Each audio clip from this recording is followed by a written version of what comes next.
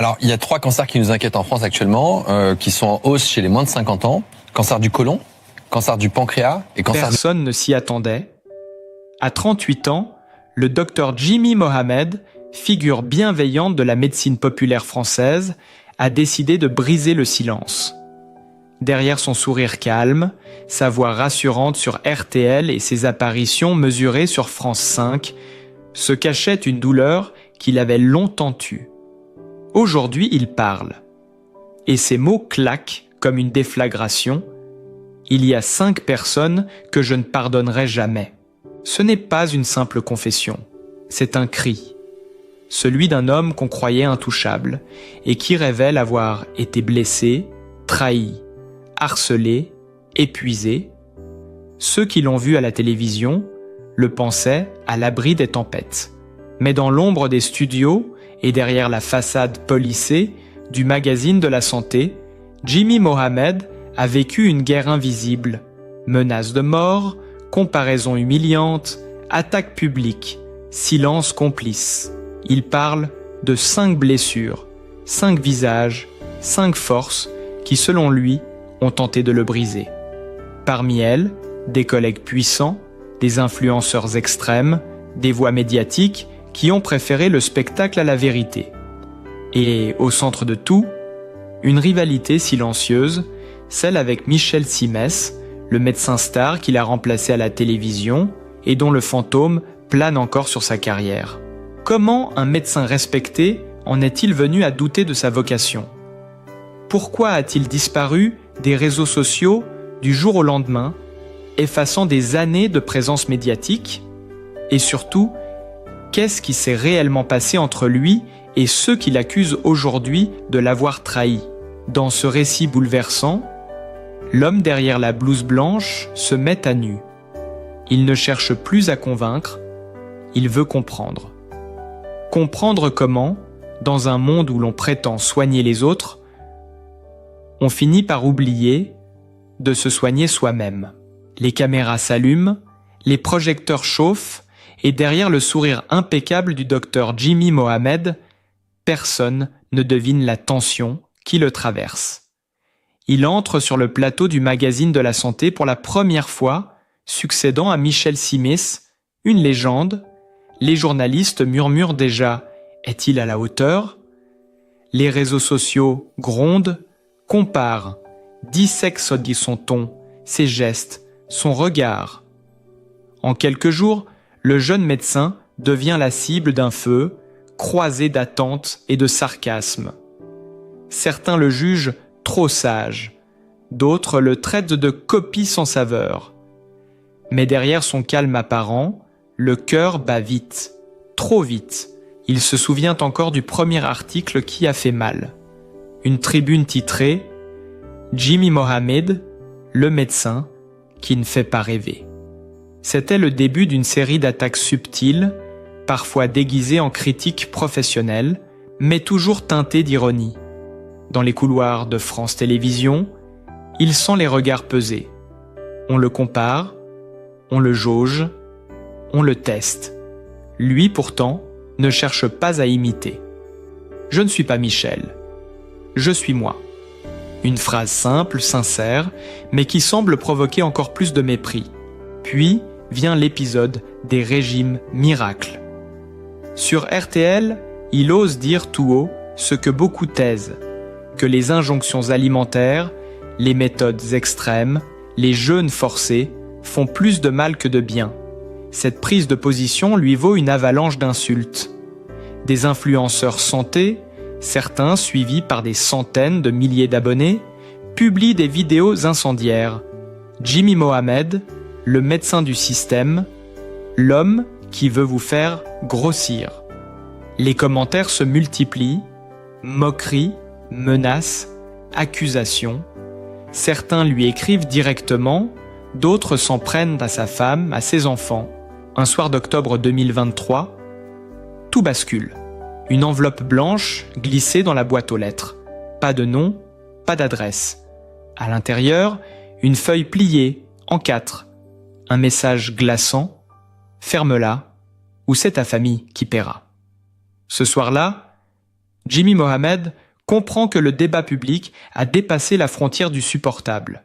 Le lendemain, il prévient la police, mais refuse d'en parler à la presse.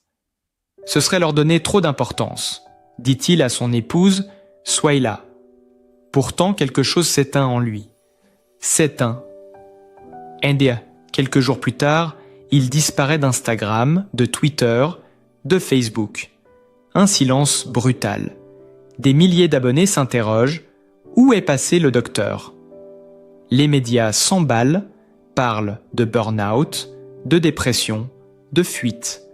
En réalité, il se protège, il choisit le silence comme bouclier, mais ce silence devient aussi un cri.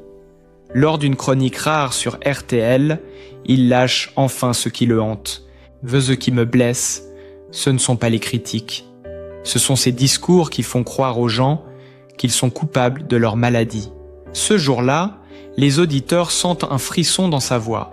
Ce n'est plus le ton du médecin pédagogue, c'est celui d'un homme à bout de souffle, d'un père inquiet, d'un citoyen écorché.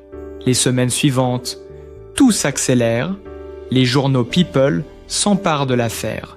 Certains titrent « Le docteur trop fragile », d'autres insinuent dès qu'il cache un scandale. Chaque mot prononcé est disséqué, détourné. Jimmy se tait, mais continue d'écrire ses chroniques médicales avec une précision presque chirurgicale. Derrière les phrases mesurées, on devine la colère rentrée, la lucidité d'un homme qui observe un système malade. Sa femme le supplie de lever le pied. « Tu veux sauver le monde, mais tu te perds toi-même. » Lui répond doucement. « Si je me tais, il gagne. » Mais la fatigue s'installe. Les nuits blanches s'enchaînent, les angoisses aussi. Il commence à craindre chaque notification, chaque message inconnu. Son entourage le décrit comme présent mais absent, toujours concentré, jamais apaisé. Pourtant, au milieu de cette tourmente, il garde un rituel, aller chercher ses enfants à l'école, les yeux derrière des lunettes noires, le cœur lourd mais fier. Fin 2023, lors d'une émission sur la santé mentale des soignants, il réapparaît. Le plateau est silencieux. Jimmy ne parle pas de médecine, mais de lui. J'ai cru que ma vocation devenait un danger pour ceux que j'aime. Cette phrase, prononcée d'une voix brisée, résonne comme un aveu et une délivrance. Le public retient son souffle. À la fin de l'émission, une lettre lui est remise. Écrite à la main, signée d'un patient anonyme. Ce jour-là, vous m'avez sauvé sans le savoir. Jimmy baisse la tête. Les caméras filment ses larmes, silencieuses, authentiques. Dans ce moment suspendu, il n'est plus le médecin médiatique, mais un homme qui a survécu à la haine en continuant d'aimer. Et depuis, son silence n'est plus un retrait. C'est un message. Celui d'un homme qui a compris qu'on peut tout perdre. La gloire, la réputation, la tranquillité, mais qu'on ne doit jamais perdre sa vérité. Le lendemain de cette émission, le nom de Jimmy Mohamed envahit les fils d'actualité. En quelques heures, son visage s'affiche partout, sur les écrans de télévision, dans les stories Instagram, dans les tendances Twitter. Ce qui devait être une confession intime devient une tempête médiatique. Les extraits de son intervention circulent en boucle, découpés, sortis de leur contexte. Certains applaudissent son courage, d'autres l'accusent de jouer la victime. Sous une vidéo vue plus de 2 millions de fois, un internaute commente « Enfin un médecin humain, pas une machine à faire le show ». Juste en dessous, un autre réplique sèchement « Il pleure à la télé, mais il savait ce qu'il signait. Qu'il assume ». Les débats s'enflamment, les hashtags s'opposent. Respex, Jimmy contre Zuckerberg et médecin fragile. En l'espace de 24 heures, il devient un symbole autant qu'un champ de bataille. Sur les plateaux de talk-show, les chroniqueurs se divisent. Il a eu le courage de parler d'un malaise que tout le monde nie, affirme une journaliste de France Inter. Non, il a orchestré son retour médiatique en jouant sur l'émotion, tranche un éditorialiste de C8. La presse People s'en empare avec gourmandise. Closer titre « Jimmy Mohamed, les larmes du médecin le plus discret de France ». Le Parisien s'interroge, héros brisé ou stratège du silence. Et sur les plateaux télé, les visages familiers se succèdent pour dire tout et son contraire. Même dans le corps médical, les avis se déchirent. Certains praticiens louent sa lucidité. Il a mis des mots sur ce que beaucoup d'entre nous ressentent. L'usure, le harcèlement, la peur de l'exposition, écrit un cardiologue sur LinkedIn. Mais d'autres dénoncent ce qu'ils appellent un dérapage émotionnel dangereux. Un médecin doit garder sa distance. Pleurer à l'antenne, c'est se fragiliser face au public, commente froidement un professeur hospitalier. La tension atteint un point critique lorsque Michel Simès, jusque-là silencieux, finit par réagir dans une interview brève à Télé 7 jours. « Je n'ai rien contre Jimmy, mais la télévision, c'est un terrain difficile. Si on ne supporte pas la pression, on ne reste pas longtemps. » Une phrase en apparence neutre, mais interprétée comme une pique. Les médias s'en emparent. Simet réplique à Mohamed « La guerre des médecins ». Les jours suivants, la machine médiatique tourne à plein régime. Les talk-shows invitent psychologues, sociologues et même spécialistes de la communication de crise. Les mots fragilité, masculinité, exposition publique reviennent sans cesse. Certains éditorialistes voient dans son histoire un miroir de notre époque, celle où tout se consomme, même la douleur. D'autres y lisent la chute d'un idéal. Le médecin modèle, qui sous la pression du spectacle, s'est effondré en direct. Sur les réseaux, l'atmosphère devient électrique. Des anonymes partagent leurs témoignages de burn-out, d'autres l'accusent de faire le buzz avec la souffrance. Les montages ironiques côtoient les messages de soutien. Un tweet viral résume la fracture. Quand un footballeur pleure, on parle d'émotion.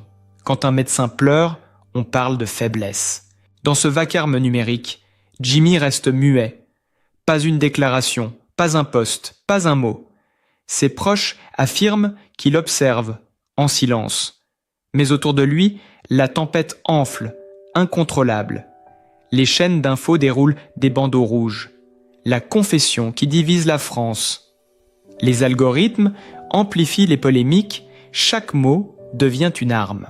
Et peu à peu, le récit d'un homme blessé se transforme en une affaire nationale, celle d'un pays qui se demande encore s'il faut admirer ou accabler celui qui a osé pleurer à visage découvert. Quelques jours après la tempête, Jimmy Mohamed sort enfin de son silence. Pas de conférence de presse, pas de plateau télé. Une simple vidéo enregistrée dans son cabinet, lumière naturelle, ton grave. Il regarde la caméra droit dans les yeux, sans prompteur, sans maquillage. Sa voix est calme, mais chargée d'une tension contenue. Je ne voulais pas que mes larmes deviennent un spectacle, mais puisque tout le monde parle à ma place, je vais parler une dernière fois. Il marque une pause, respire profondément. Ses mains tremblent légèrement. On m'a dit que j'avais été faible, qu'un médecin ne pleure pas, qu'il doit rester une image, mais je ne suis pas une image. Je suis un homme, un père, et j'ai eu peur. Peur pour mes enfants, peur de ce que la haine pouvait provoquer. Son regard se durcit. Ou, ce que je n'ai jamais accepté, c'est cette hypocrisie ambiante. On parle de bienveillance, mais on applaudit la cruauté. On parle de santé publique, mais on entretient la violence morale. La vidéo dure moins de 10 minutes, mais chaque mot résonne comme un coup. Il y évoque la solitude des figures publiques, la pression invisible des réseaux, les messages anonymes qu'il lit encore dans sa tête la nuit. Il parle aussi de ses collègues silencieux, de ceux qui ont préféré détourner le regard. J'ai compris qu'il y avait des gens que je ne pourrais jamais pardonner. Pas parce qu'ils m'ont critiqué, mais parce qu'ils ont regardé ma chute sans rien dire. Parce qu'ils ont trouvé ça divertissant. Le ton devient plus vif, presque accusateur. On m'a comparé à Michel Simès, encore et encore, comme si je devais justifier d'être différent. Mais je n'ai jamais voulu prendre la place de personne, j'ai juste voulu faire mon travail avec sincérité. Je ne suis pas une marque, je ne suis pas un produit. Un léger sourire amer traverse son visage. Peut-être que ma plus grande erreur a été de croire qu'on pouvait encore parler de médecine à la télévision sans faire de spectacle. J'ai voulu expliquer, pas séduire. Et dans ce monde, c'est presque une faute. Ses yeux s'embuent, à nouveau, mais il ne détourne pas le regard. Je ne regrette pas mes mots, ni mes choix. J'ai simplement compris qu'être honnête, aujourd'hui, c'est un risque. Mais je préfère ce risque au mensonge confortable. La vidéo se termine sans musique, sans signature, un simple murmure avant le noir. J'ai choisi le silence, pas la fuite, parce qu'on peut se taire et rester debout. Quelques minutes après sa publication, les réactions explosent, des milliers de partages, des commentaires bouleversés, d'autres haineux. Certains écrivent « Merci d'avoir mis des mots sur ce que beaucoup ressentent ». D'autres, plus cyniques, il fait sa thérapie en public. Mais pour la première fois depuis des mois, Jimmy Mohamed semble apaisé. Ce soir-là, seul dans son cabinet vidé de caméras, il relit les messages de soutien. Entre deux respirations lourdes, il se dit que peut-être, cette fois, il n'a plus rien à prouver. Le bruit peut continuer dehors, lui a retrouvé sa voix. Pendant que la vidéo de Jimmy Mohamed continuait de tourner sur toutes les plateformes, une autre histoire commençait à émerger en coulisses. Quelques journalistes spécialisés santé, dont un rédacteur de Marianne, affirment avoir reçu des documents internes provenant de France Télévisions, des échanges d'emails, des notes-noms de réunion, des messages qui n'auraient jamais dû quitter les serveurs. Ce qu'ils révèlent change tout. Selon ces fuites, le départ de Jimmy des réseaux sociaux n'aurait pas été totalement spontané. Quelques mois avant son retrait, une série d'alertes internes aurait été déclenchée. Plusieurs responsables de communication l'auraient mis en garde contre la dérive émotionnelle de ses interventions, craignant que le ton personnel nuise à l'image de l'émission. Une phrase, écrite en marge d'un compte rendu de réunion, glace le sang. Si Jimmy veut durer, il doit redevenir un personnage, pas une personne. Lui aurait refusé. Fermement. Ce refus aurait marqué un tournant. On apprend qu'un débat houleux s'était tenu dans les bureaux de la production à propos de sa ligne éditoriale. Trop sincère, trop humaine, trop risquée. Certains collègues auraient plaidé pour un recentrage plus neutre. D'autres, plus cyniques, auraient parlé d'un manque de maîtrise médiatique. Un témoin anonyme décrit la scène. Il a quitté la réunion sans un mot, le visage fermé. Le lendemain, il ne répondait plus aux messages. Mais ce n'est pas tout. Une autre source, proche de l'équipe de RTL, révèle qu'à la même période, Jimmy aurait reçu un ultimatum officieux.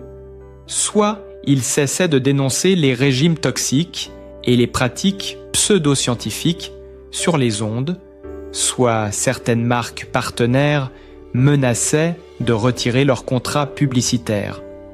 Derrière les sourires et la bienveillance du monde médical médiatisé, l'argent, les lobbies et les intérêts économiques s'entremêlaient et Jimmy, fidèle à sa ligne éthique, aurait choisi la voie la plus dangereuse, dire non. Un enregistrement audio circulant discrètement entre journalistes appuie cette version. On y entend une voix masculine, difficile à identifier, qui dit « Tu veux jouer au héros ? Très bien. Mais souviens-toi, on ne gagne pas contre un système qui nourrit la peur pour vendre la santé. » Cette phrase, si elle s'avère authentique, donne une autre lecture à son retrait brutal. Ce n'était pas un effondrement, mais une rupture, un acte de résistance.